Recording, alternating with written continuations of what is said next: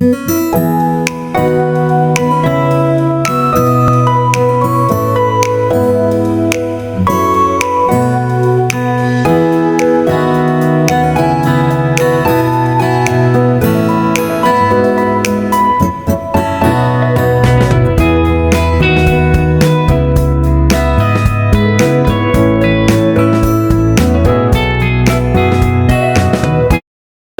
au Café des entrepreneurs. Ici, on échange autour d'un café avec des créateurs des entreprises et des fondateurs de projets. Ils nous parlent de leur parcours, échecs et réussite de leur domaine. Tout cela pour nous permettre à avancer et à booster notre business. Chaque épisode que nous vous proposons avec des conseils et des conversations concrètes pour vous donner des outils à utiliser pour avancer dans votre business. Alors, messieurs et dames, encore une fois, bienvenue dans votre émission Café des entrepreneurs. Pour aujourd'hui, je vais recevoir pour vous quelqu'un de bien que vous connaissez ou peut-être pas, mais l'invité d'aujourd'hui va se présenter. Bonjour messieurs et bienvenue dans notre émission. Bonjour madame, merci beaucoup. Vous allez bien? Ça va très bien à vous-même. Ça va aussi par la grâce de Dieu. Alors, pourriez-vous vous présenter devant votre caméra? Merci beaucoup. Salutations à tous, tous les téléspectateurs qui sont connectés sur la chaîne Osana TV. Je suis Teddy Ngoy, Teddy Koli. Je suis jeune entrepreneur, conférencier et voilà, je suis dans plusieurs projets, mais principalement dans les projets du secteur agribusiness et technologie. Ok, commençons par là. Qu'est-ce que c'est l'agrobusiness? L'agrobusiness, pour moi personnellement, c'est de l'agriculture, mais pratiquée de manière productive.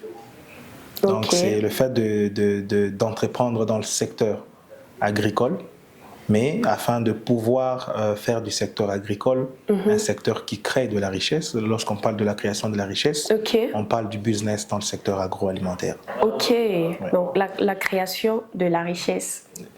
C'est vraiment intéressant. Par le secteur agricole, bien sûr. C'est vraiment intéressant. Donc moi, je me dis que dans tous les domaines, c'est l'agro-business qui crée la richesse. Oui, évidemment. Évidemment, aujourd'hui, vous allez voir même les pays les plus développés.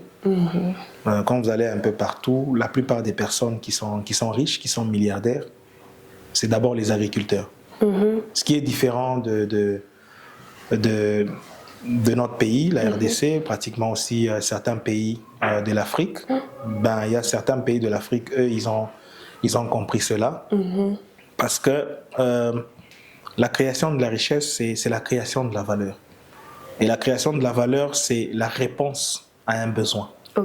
Et l'homme est l'acteur principal sur la terre. Et le secteur agricole, c'est un secteur qui solutionne les besoins de l'humanité et même des animaux. Parce qu'aujourd'hui, lorsque vous parlez agribusiness, c'est au-delà d'une agriculture de survie. Et c'est au-delà d'une agriculture pauvre, comme on le dit. Ça veut dire que lorsqu'on parle de l'agribusiness, on parle de la résolution des problèmes quotidiens de l'homme et de toute l'humanité. Parce que pour une autre personne, quand on parle de l'agro-business, pour elle, elle s'est dit que non, c'est la nourriture. Ça, c'est très limité comme pensée, parce que lorsque l'homme se réveille, avant qu'il ne mange, la première des choses, l'homme se lave. Quand il se lave, il a besoin de savon. Après avoir lavé son corps, il doit laver sa bouche. Il a besoin de la dentifrice. Et en plus, il va s'habiller avant de manger. Déjà, à ce niveau-là, tout ce que l'homme va utiliser, c'est le secteur agricole. Comment ça? Les habits, ça vient, les tissus, les cotons et tout. C'est l'agriculture. Le savon est fait à base de l'agriculture. Oui, des plantes et tout. Des plantes et tout ce qui va avec. La pâte dentifrice également. Et même quand l'homme tombe malade, tous les médicaments, tous les produits, c'est le secteur agricole.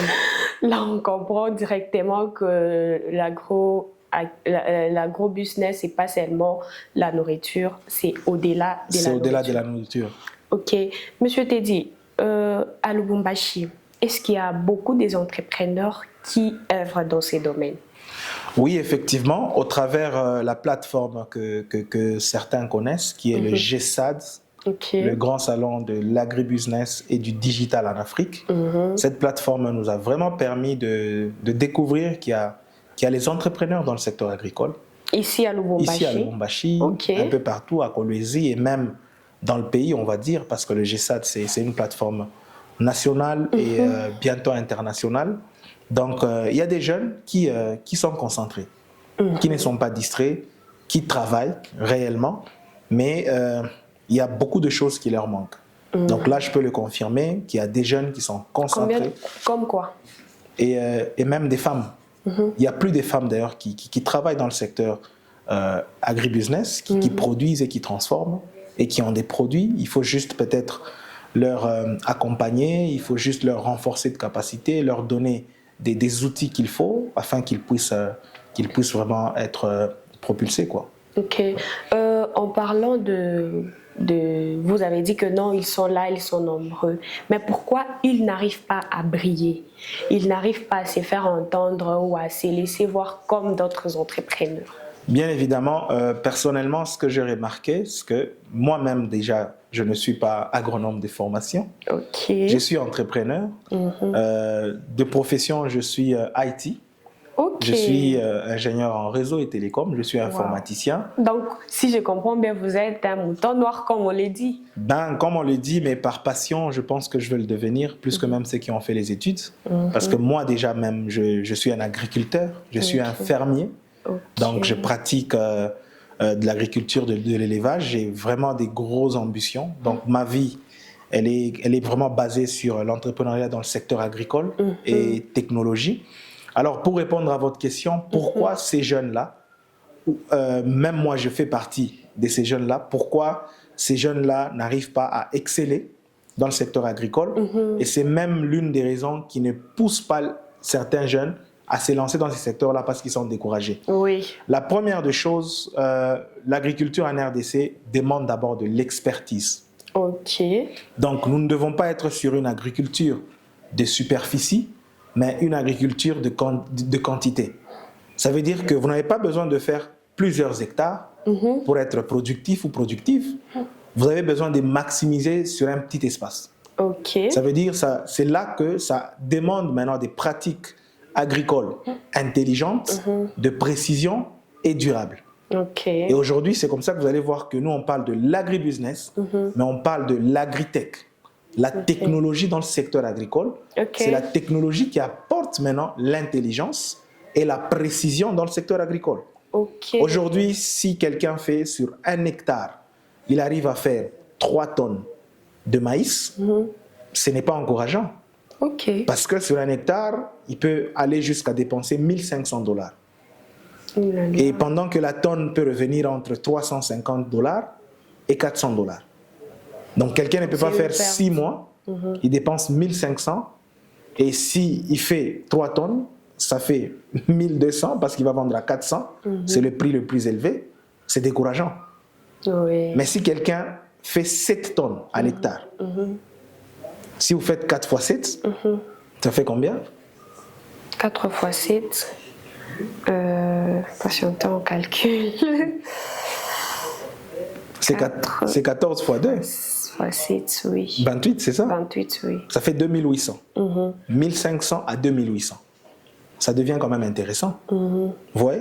C'est là que je dis que si les jeunes et les entrepreneurs n'arrivent pas à vraiment se lancer dans le secteur agricole, c'est par manque d'expertise. Oui. Donc, ça veut dire que pour que ça soit un business, pour que ça soit rentable, il faut qu'il y ait des pratiques de précision et des pratiques intelligentes. Oui. Ça veut dire savoir le comportement du sol, savoir comment manipuler tout ce qu'on a comme sémences. Et c'est pareil pour l'élevage. Savoir comment élever, comment se lancer dans je ne sais pas moi, la volaille et tout ce qui va avec. Donc, pour que ces secteurs se développent, avant qu'on puisse bien sûr aussi dire que non, l'État ne nous encourage pas et tout ça, moi je me suis toujours dit que l'État n'est pas là pour faire tout pour nous. L'État est là pour nous donner le cadre. Le cadre, ça veut dire la paix d'abord. Oui. Il n'y a pas de guerre, il n'y a rien. C'est quand il y a la paix que vous allez réfléchir. L'État n'est pas là pour nous donner l'argent ou pour travailler à notre place. Non, l'État nous donne le cadre. Okay. Lorsqu'on a le cadre, maintenant on pense comment faire le projet. Okay. Parce qu'aujourd'hui, ce n'est pas faire le projet, c'est comment le faire. C'est ça la première étape. Aujourd'hui, vous allez voir un jeune, il a un iPhone 17 Pro Max, n'est-ce pas? Il en a. Mais il cherche à aller prendre un crédit de $500. Ça, c'est très compliqué pour se lancer. Donc, le Congo est le seul pays où vous allez voir un jeune, il a un porte-monnaie peut-être Gucci, qui coûte $200, mais dedans, il y a 10 000 francs. Monsieur Teddy, moi je me rappelle quand j'étais encore petite, on nous parlait beaucoup plus des champs, nos parents allaient aux champs et tout. Mais aujourd'hui, on a vu l'État qui a vendu tous ces espaces-là. Ben, je vais vous dire d'abord que c'est faux. Ok. Quand on dit que l'État a vendu tous les espaces, c'est faux. Je pense que si vous allez déjà à partir de 30 km, c'est même beaucoup, 20 km de Lubumbashi, vous pouvez déjà trouver des espaces disponibles, parfois même à $100, parfois même moins. Ok. Donc même si vous achetez... Pour en avoir, il faut être dans la boîte. Non, pas de boîte. D'abord, vous n'êtes pas intéressé à l'agriculture. Tout le monde est mécapé, tout et tout. Bon, qui va penser à aller d'abord en brousse? Là, vous êtes parti loin, très loin. Ok. Combien de parcelles dans un quartier à Lubumbashi détient un petit jardin? Oui. Si vous faites les calculs de la consommation d'une famille de 15 personnes, des légumes et des épices par mois, des choses qu'ils peuvent faire eux-mêmes. Parce que la première façon de gagner de l'argent gratuitement, c'est savoir économiser. Oui. Si vous dépensez par jour $10, le jour où vous commencez à dépenser $5, vous commencez à gagner combien? Moins. Vous commencez à gagner 5. Donc avant même d'aller dire que l'État a vendu tous les terres, c'est faux. Si chaque jeune doit vendre son téléphone, chacun deviendra entrepreneur. Ok. Ton téléphone vaut combien de poussins? Combien? Chaque jour qui passe, ton téléphone perd des valeurs. Hein? Oui. Mais quand tu achètes un porcelet, quand tu achètes un carton de poussins, bientôt c'est Noël.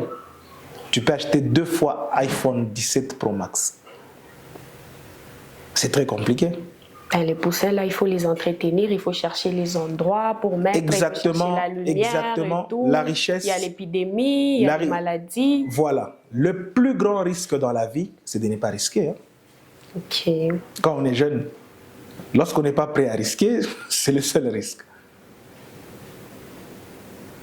On ne peut pas. La richesse ne se crée pas dans la facilité. Ok. Jamais du tout. Quand je vous ai dit que l'endroit le plus pauvre au monde, c'est à la banque, vous n'avez pas été d'accord avec moi? À la banque, comment? Parce que là, moi, quand je gagne $10 000, je cours directement à la banque, je dépose. Il y a tel qui gagne $100 000, court vite à la banque pour déposer. Mais l'argent circule à la banque. Comment ça? Effectivement, ce n'est pas parce que l'argent circule à la banque qu'il y a la richesse à la banque. La banque court derrière la richesse. C'est comme ça que la banque fait des prêts. C'est comme ça que la banque investit dans des sociétés qui créent de la valeur ajoutée pour que l'argent puisse grandir. Mais quand la banque fait des prêts, il y a des surplus qu'on donne. Justement, donne avec les prêts qu'ils font, les vrais riches, ce sont ceux qui savent manipuler l'argent. Ok.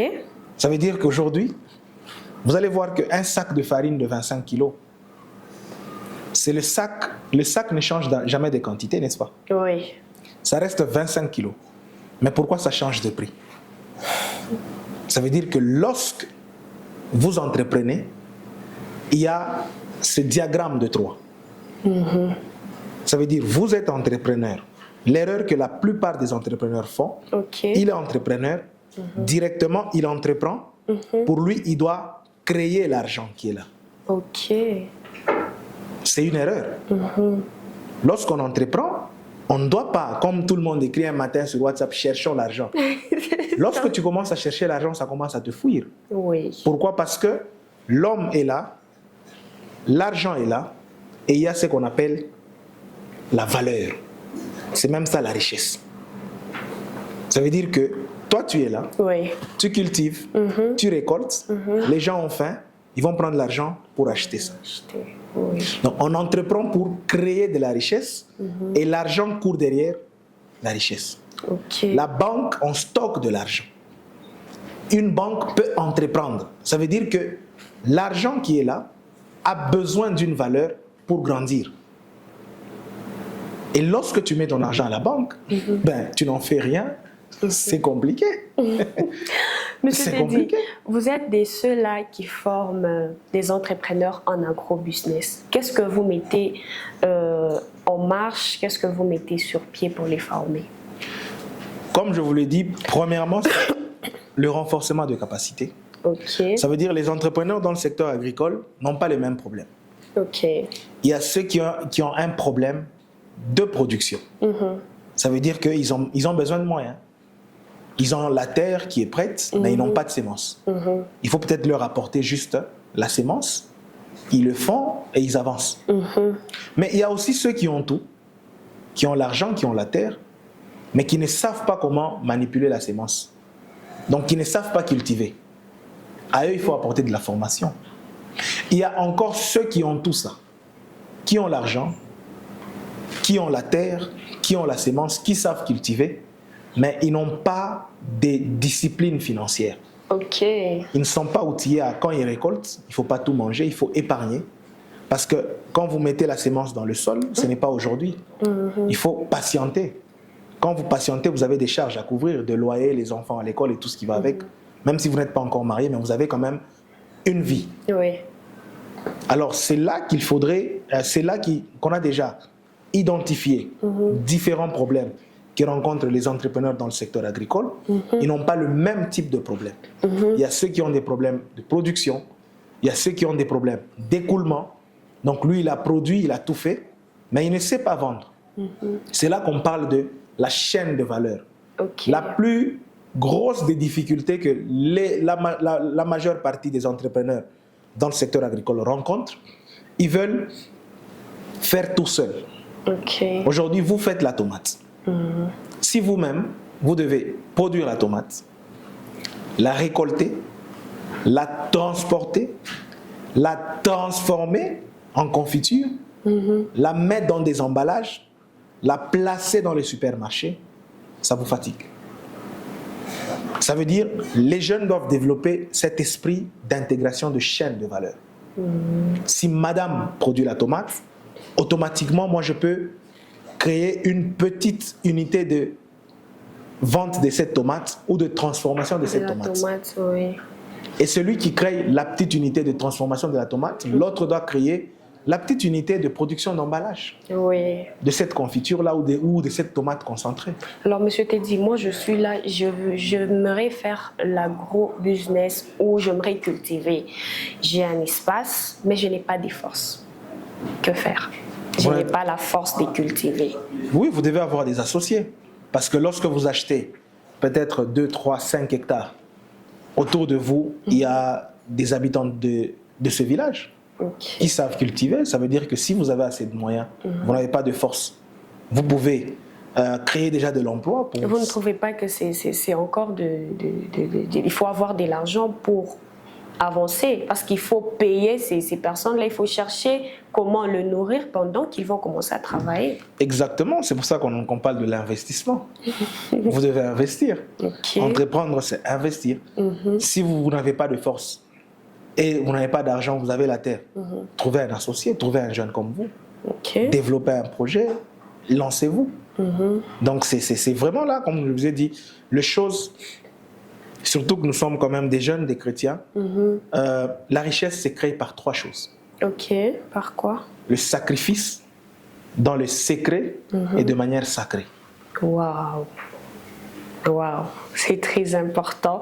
Messieurs et dames, vous qui nous prenez en cours des diffusions, c'est votre émission Cafés Entrepreneurs. Et aujourd'hui, on est en train de développer un grand thème et très intéressant avec Monsieur Teddy. On parle de l'agro-business. Alors, Monsieur Teddy, pour des personnes qui s'élancent dans l'agro-business, est-ce que vous nous rassurez que ça finira par payer un jour?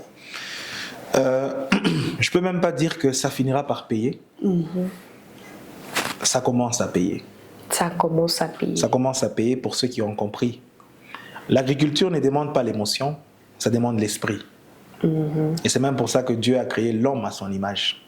Okay. Ça veut dire que Dieu a capacité l'homme de l'esprit avant l'émotion. Parce que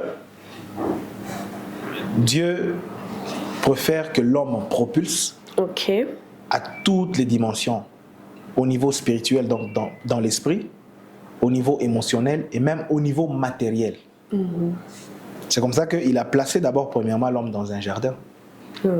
Donc ça c'est parmi le premier projet, et c'est par là que je crois que le secteur agricole, c'est le secteur pour tous ceux qui veulent devenir riches. Riche, ce n'est pas accumuler, au fait, être riche, ce n'est pas accumuler les billets. Il y a une grande différence entre accumuler les billets et être riche. Vous pouvez être là, vous dites, voilà, j'ai fait une caisse, je cherche l'argent. Celui qui accumule des billets est différent de celui qui crée de la richesse. Ça veut dire que celui qui crée de la richesse considère l'argent comme un outil de travail. Parce que pour un informaticien, il achète un ordinateur. Pour un développeur, il achète une caméra. Pour un cultivateur, il achète un tracteur. Donc l'argent n'est qu'un outil. Mais j'ai pu acheter un tracteur et j'épargne à côté. Oui, quand vous épargnez, ça veut dire quoi? Vous accumulez des billets ou bien vous épargnez pour un projet? J'épargne. Ici, je suis en train d'appeler la jeunesse. Il ne faut pas confondre les choses. Ce n'est pas parce que vous amassez des billets que vous devenez riche. Parce que demain, ces billets-là ne peuvent plus avoir la même valeur.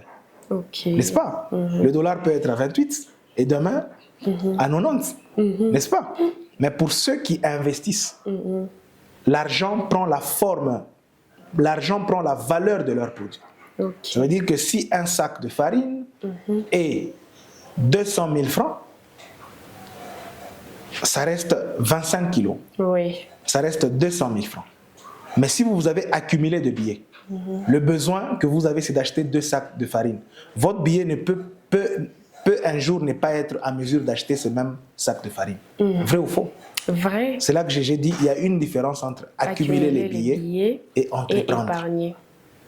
Épargner, oui, vous épargnez, vous avez l'argent, vous avez ça, c'est pas mal. C'est un cas de survie. L'épargne n'est pas égale à l'accumulation des billets. Moi, je parle aux jeunes qui pensent que être riche, c'est courir derrière l'argent, cherchant l'argent, accumulant des billets. Non, non, non. C'est comme ça que j'ai fait toujours la part des choses entre accumuler des billets et créer de la richesse. Ça veut dire que quand vous voulez créer de la richesse, vous comprenez même pourquoi vous devriez épargner. C'est pour un projet précis. Vous comprenez? Ça veut dire que l'argent sera considéré comme un outil de travail. Avant de chuter, M. Teddy, une dernière question.